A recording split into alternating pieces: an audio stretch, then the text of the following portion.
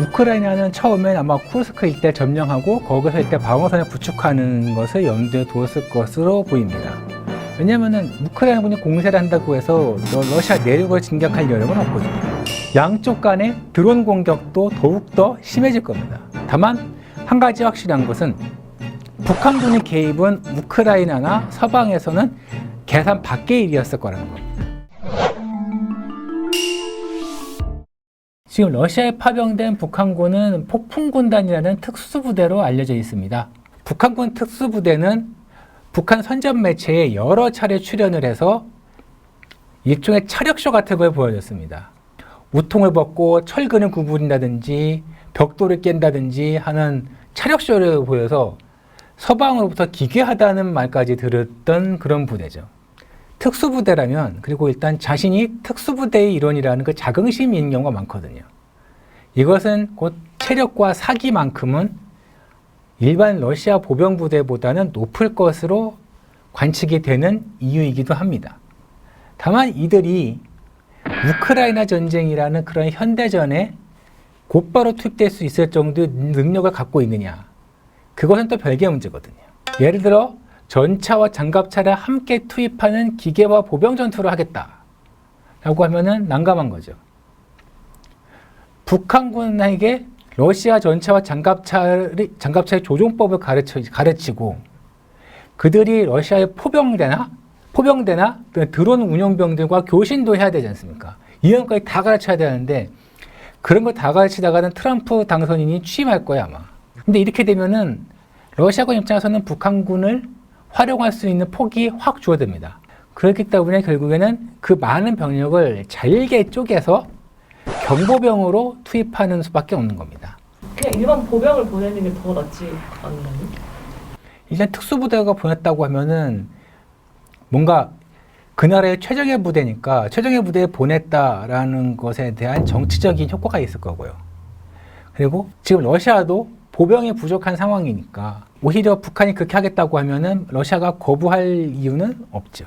더 파병을 할 수 있는 그런 것도 염두를 해둘까요? 북한군이 추가로 파병을 할 것인지에 대해서는 앞으로 전쟁 양상이 많은 영향을 미치겠지만 도널드 트럼프 당선인이 실제로 우크라이나 전쟁의 조기 종전을 서두른다면 추가 파병이 이루어질 여지는 적어 보입니다. 러시아 입장에서도 재정적인 문제, 그 다음에 트럼프 당선인의 재집권, 이것들을 감안했을 경우에는 아마 추가 파병 요구는 별로 없을 것 같습니다. 그 무장을 시키고 훈련시키고 그 다음에 먹이고 입히고 재우고 그 다음에 잘 돌봐주고 전투를 할 수 있도록 요건을 갖춰준 다음에 전선을 내보내야 되는데 이거 하나하나가 다 돈이거든요.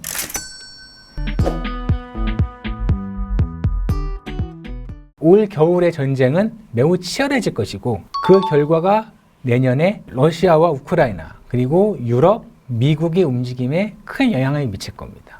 그러니까 러시아 입장에서는 푸틴 대통령 집권 이래로 영토를 넓히기만 해왔던 상황에서 본토의 일부나마 잃었다는 것은 용납할 수가 없어요. 그렇기 때문에 쿠르스크를 탈환하기 위해 총공세를 감행할 겁니다. 우크라이나 입장에서는 점령지를 조금이라도 더 탈환을 하기 위해서는 지금보다 더 적극적으로 싸울 수밖에 없어요. 바이든 행정부와 지금 유럽 국가들이 지금 마지막 남아있는 여력을 다 집중을 해서 우크라이나에 지원을 한다고 하고 있고 이렇게 되면은 내년까지는 어느 정도 버틸 수 있는 기반이 생길 겁니다. 다만 무기만 있다고 해서 전쟁할 수는 없어요. 병력이 있어야 되는데 우크라이나는 지금 추가로 징집을 하고 있는 상황이지만 앞으로 더 전쟁을 하기가 쉽지가 않을 겁니다. 우크라이나가 러시아 상대로 지금까지 버틸 수 있었던 것도 우크라이나 국민들이 그 높은 전투 의지와 서방의 지원이 결합되면서였거든요. 근데 워낙 길어지다 보니까 서방도 더 이상 지원하기가 어렵고 트럼프는 재집권하고 있고. 트럼프가 당선된 게 어쩌면 좀 더 가속화되는 지점도 있는 것 같은데 트럼프 당선이 어떻게 영향을 미치는지 좀 궁금해요. 트럼프는 우크라이나 전쟁을 빨리 끝낼 수 있다고 그 대선 때부터 계속 얘기해왔거든요.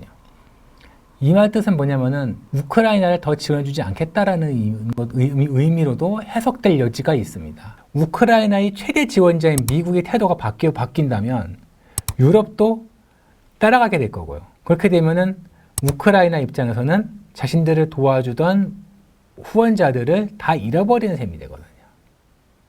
그렇기 때문에 이제 우크라이나로서도 전쟁을 어떻게 끝낼 것인가, 그리고 끝난 이후에 자신들의 안전은 어떻게 보장받을 수 있는 것인가를 고민하는 시점이 될 수밖에 없고요.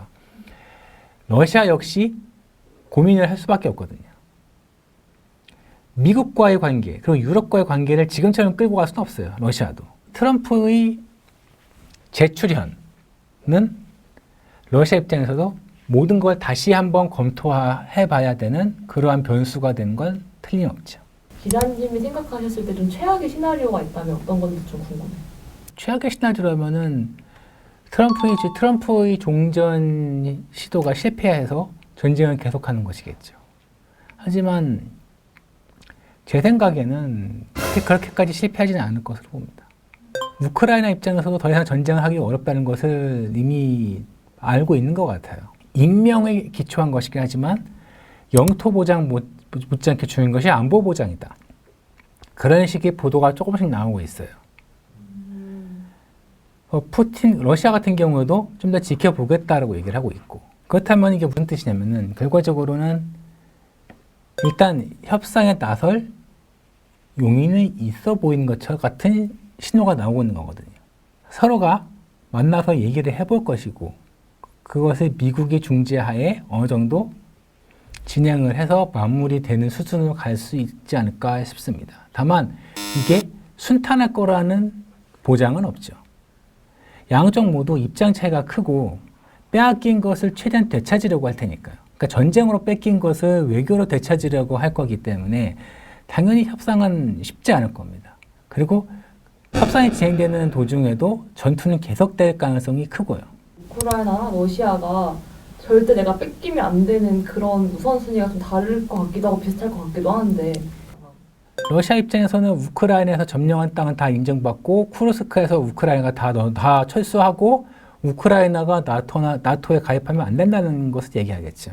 우크라이나는 어쨌든 다 점령제 돌려받고 안보 보장을 받고 싶겠죠. 그럼 나토 가입을 바라는 건가요, 우크라이나? 나토에 가입하고 싶겠죠. 왜냐면은 우크라이나의 안전을 보장한다는 여러 가지 형태의 국제적인 합의가 있었는데 지켜지지 않았잖아요. 그렇기 때문에 이제는 보다 명확한 안보 보장을 원하겠죠. 전쟁을 지속할 수도 있다고 생각하는 분이 계실 것 같거든요. 그런 선택을 하기에는 어려울 겁니다. 우크라이나가 자국 내에서 무기 생산량을 최대한 늘리고 드론도 개발하고 하면서 전쟁 수행 능력을 꾸준히 키워왔지만 여전히 미국과 서방의 지원이 없으면 전쟁 자체를 끌고 나가기가 어렵거든요. 그리고 전쟁은 무기만 있어서는 되는 게 아닙니다. 전쟁이 계속된 상황에서도 국가의 체계를 유지하려면 공무원들과 경찰과 소방관과 군인들이 모두 제자리에 있어야 돼요. 그들을 제자리 있게 하려면 어떻게 되냐? 월급을 줘야죠. 그리고 곧 겨울이에요. 겨울이 되고 봄이 되고 여름이 되고 전쟁을 하는데 전쟁과 국민 생활에 있어서 필요한 게 기름 같은 에너지죠. 이러한 부분에 이르기까지 다 서방의 지원이 다 미치고 있거든요. 근데 서방의 뜻을 무시하고 전쟁을 한다? 물론 할 수는 있어요. 할 수는 있겠지만 그렇게 되면은 그나마 조금이라도 보장받을 수 있었던 것까지 다 잃어버릴 수가 있어요. 물론 우크라이나 사람들 입장에서는 억울하고 분할 수는 있어요. 갑자기 난데없이 쳐들어와서 온갖 가혹행위를 하고 집을 불태우고 가족을 죽이고 친구를 죽이고 그것과는 별개로 계속 싸울 수 있느냐, 그게 문제가 있거든요. 그 부분에서 놓고 봤을 때 전쟁을 더 하기가 어려울 겁니다. 서방의 지원이 없다면.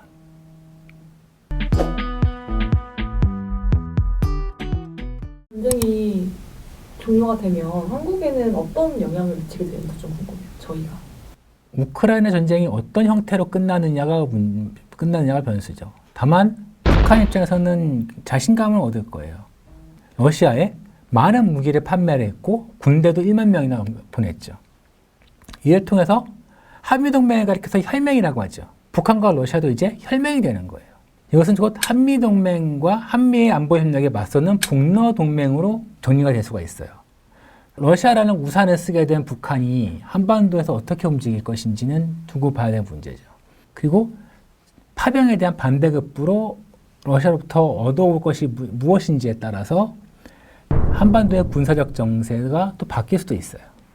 러시아가 북한이 원하는 군사과학기술을 제공한다든지 아니면 원자재를 제공한다든지 아니면 전투기라든가 잠수함 같은 북한이 도입하고 싶어도 도입하지 못하는 그러한 무기들을 제공할 가능성이 있거든요. 아니면 외교적으로 지원해 줄 수도 있고요. 이러한 것들은 다 하나하나가 한반도 정세에 영향을 미칩니다. 작든 크든 간에요. 그러니까 한국 입장에서는 새롭게 달라진 정세에 어떻게 대응하느냐에 대한 고민이 생길 수밖에 없는 거죠. 어느 게 정답이라고 할 수는 없어요. 다만 확실한 것은 북한이 더욱더 공세적으로 나올 가능성이 높아졌다는 거죠. 러시아와의 관계를 통해서 자신감이 분명히 생길 것이고 그렇게 되면은 북한이 어떻게 움직일 것인지에 대한 것은 예측이 더 어려워질 겁니다. 북한군의 참전은 우크라이나 전쟁을 국제전 성격으로 확대하는 결과를 가져왔습니다.